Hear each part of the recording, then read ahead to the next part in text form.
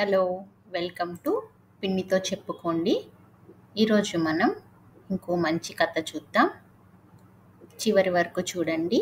నచ్చితే please like, share and subscribe. ఈ కథ పేరు చీకటిలో మెరిసే గలం. ఒక మహానగర మధ్య భాగంలో అక్కడ రాత్రులు పగళ్ళు కంటే కాంతివంతంగా మెరుస్తుంటాయి. ఒక చిన్న జాజ్ థీమ్ నైట్ క్లబ్ ఉండేది. పేరు ది వెల్వెట్ రూమ్. పర్ఫ్యూమ్ వాసనల మధ్యలో, ట్రాన్స్పరెంట్ అద్దాల మధ్య తళుక్కుమనే నియాన్ వెలుగుల్లో ఒక గళం ప్రతి రాత్రి వినిపించేది. మృదువుగా, బాధతో మనసును తాకేలా. ఆ గళం మీరా అనే అమ్మాయిది. ఆమె తన గతాన్ని ఎప్పుడూ బయటపెట్టలేదు. కానీ తన కలను మాత్రం విడిచిపెట్టలేదు. ఆమె ఇతర గాయకులలా ఉండేది కాదు. వచ్చేది, పాడేది, తిరిగి వెళ్ళిపోయేది. తన పని తను చూసుకునేది. మితభాషి. అక్కడ తాగడం, ఇతరులను గమనించడం వంటివేవీ చేసేది కాదు. ఆమెకు పేరు కావాలనే ఆశ లేదు. ద వెల్వెట్ రూమ్ అనే నైట్ క్లబ్లో పాడడం జీవనోపాధి, అవసరం, సంగీతం పట్ల ప్రేమ మాత్రమే. ఆమె గళం చీకటి కలలతో నిండినది. ఆమె ధ్వని పట్టు వస్త్రంలా మెరిసేది. డస్కీ టెక్స్చర్ ఉన్నది ఆమె వాయిస్. ప్రేక్షకులు వచ్చేవారు, పోయేవారు. కానీ ఒక వ్యక్తి మాత్రం ప్రతిరోజు అక్కడే ఉండేవాడు.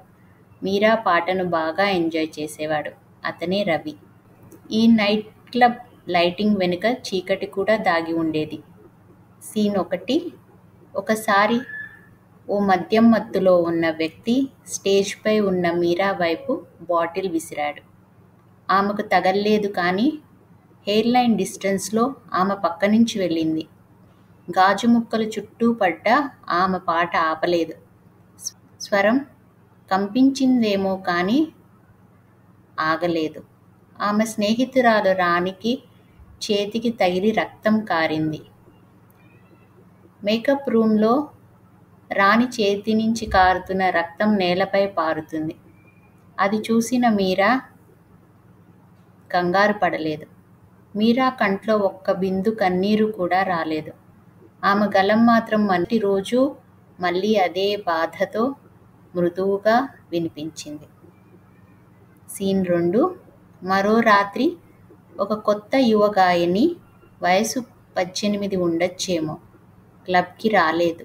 యజమాని చెప్పాడు ఆమెను ఒక గొప్ప మనిషి పిలిపించుకున్నాడని. ఆమె తిరిగి ఇప్పటికీ రాలేదు. మీరా ఆ రాత్రి స్టేజ్ మీద ఒక్క పలుకు కూడా బలంగా పలకలేకపోయింది. స్వరం ఆవేదనగా మారింది. తన కలల కోసం వచ్చిన అమ్మాయి చీకటిలో మాయమైన భావన ఆమెను వెనక్కి లాక్కెళ్ళింది. ఆ రాత్రి తర్వాత మీరా మొదటిసారి ఉద్యోగం మానేయాలనుకుంది. కానీ ఆకలి ఆలోచనలకి సంబంధం ఉండదు. సీన్ 3. గ్రీన్ రూమ్ అగ్ని ప్రమాదం. ఒకసారి క్లబ్ గ్రీన్ రూమ్లో షార్ట్ సర్క్యూట్ జరిగింది. మంటలు చెలరేగి పొగ అంతటా వ్యాపించింది. ప్రజలు అరిచారు, పరుగులు తీశారు. మీరా ఒక వెయిట్రెస్ని వెనక ద్వారంలోంచి రక్షించింది. తన చీరకి చిన్నపాటి మంటలు అంటుకున్నాయి. 2 రోజులు గళం గట్టిగా వినిపించలేదు. అక్కడికి వచ్చిన మంటలకు గళం పోయింది. ఇంకా కళ్ళు మండుతున్నాయి. అయినా 3వ రోజున మళ్ళీ స్టేజ్ మీద నిలబడి పాడింది. పొగలో తడిసిన గళంతో.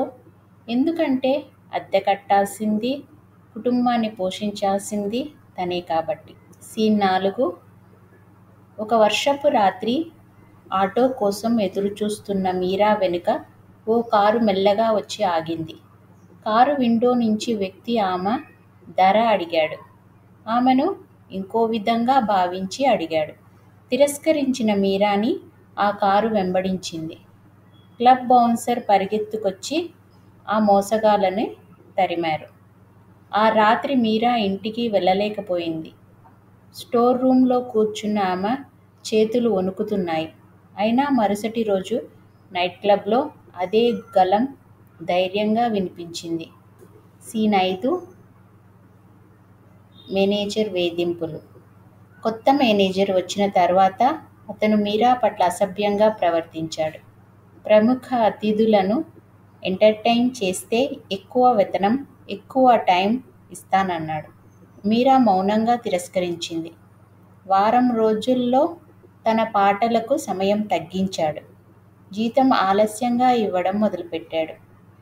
ఆమె వెళ్ళిపోవాలనుకుంది. కానీ క్లబ్లోని పనిచేస్తున్న ఒక లాయల్ బార్టెండర్ తన సొంత టిప్స్ నుంచి ఆమెకు జీతం ఇచ్చాడు.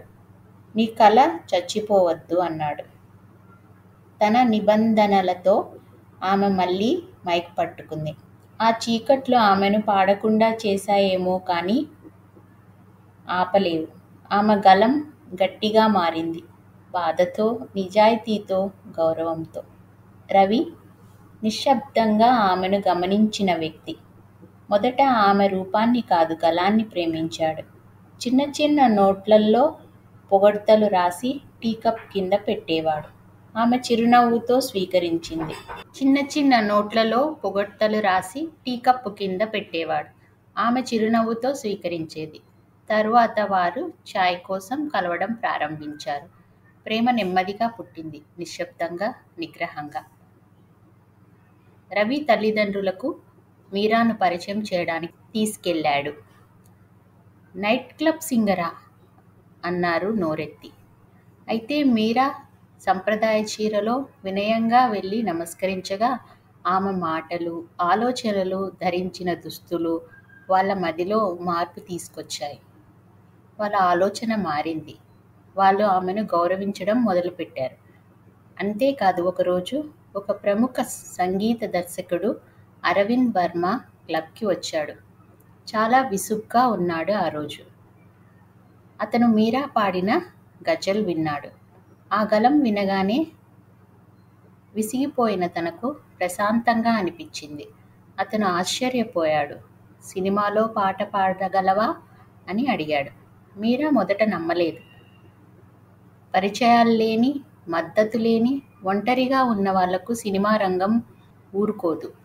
కానీ ఆమె గళం భిన్నమైనది, నిజమైనది, ప్రేక్షకులను ఆకట్టుకుంది. ఆమె నేపథ్య గానం చేయడం మొదలుపెట్టింది. తరువాత నటి పాత్రలకు డబ్బింగ్, వాయిస్ ఓవర్ ఇవ్వడం కూడా చేసేది. తక్కువగా చూసే అవకాశాలను కూడా తను ఏదీ వదిలిపెట్టలేదు. అవి తను జీవించడానికి అవసరమైన ఆదాయాన్ని అందించేవి. ఆమె తన భర్త రవి, పిల్లలతో కలిసి ఈ నగరంలో సొంతంగా నిలబడగలిగింది. మీరాకు మంచి పేరొచ్చింది. పేరు వచ్చాక కూడా మారలేదు తను. ఇప్పటికీ సాధారణ దుస్తులు, టీ స్టాల్స్ వద్ద కూర్చునే అలవాటు. కొన్నిసార్లు పాత క్లబ్ ద వెల్వెట్ రూమ్ పక్కగా వెళ్ళినప్పుడు తనకు పాత జ్ఞాపకాలన్నీ గుర్తొచ్చేవి. ఆ నైట్ క్లబ్ నా జీవితంలో వెలుగు నింపింది అని అనుకునేది. ఆ స్టేజ్ ఆమె ప్రయాణానికి పునాదిగా మారింది. ప్రపంచం ఆమెను భావాల గలం అని పిలిచింది. రవి మాత్రం మెల్లగా అన్నాడు, ఆమె నా జీవిత గలం. Please like, share and subscribe. Thanks for watching.